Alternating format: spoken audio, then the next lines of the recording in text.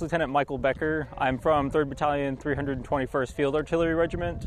We're out of Fort Bragg, North Carolina, and we're a HIMARS battalion. Yeah, so the HIMARS, it's a 6-wheeled vehicle.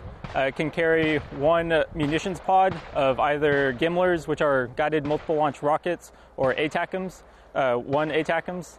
Those have ranges of 15 to 70 kilometers or 70 to 300 kilometers for each. Yeah, so the HIMARS gives a really good advantage over other MLRS systems because of its range and then also accuracy. So having the ability to shoot anywhere from 15 to 300 kilometers off of one platform and then also being within a few meters of the target that you put in gives a huge advantage to us, being able to affect the deep fight and then do shaping operations against the enemy. So making sure that they don't have the logistics to continue the fight.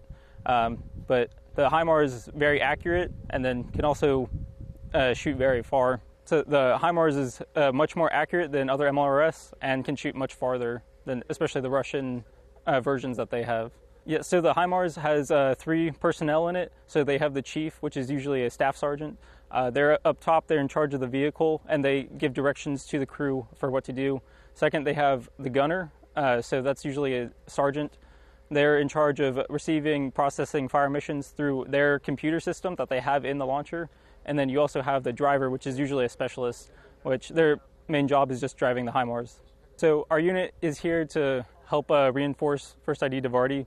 So we're giving them extra firepower in this operation. And then we're also helping the Latvian Army kind of simulate what it would be like to have HIMARS for part of their national defense plan and integrate it into their planning since they will be getting HIMARS sometime in the future.